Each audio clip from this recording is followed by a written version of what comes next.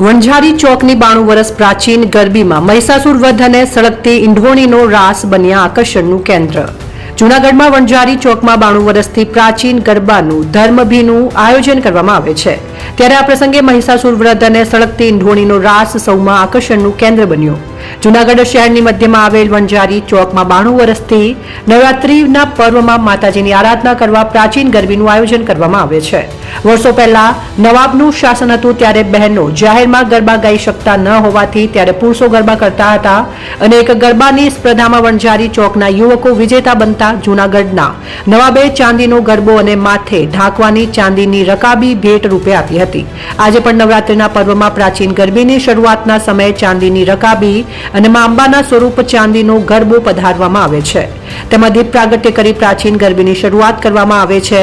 આ ગરબીમાં 180 જેટલી નાની મોટી બાળાઓ રાસ રમી માતાજીની આરાધના કરે છે।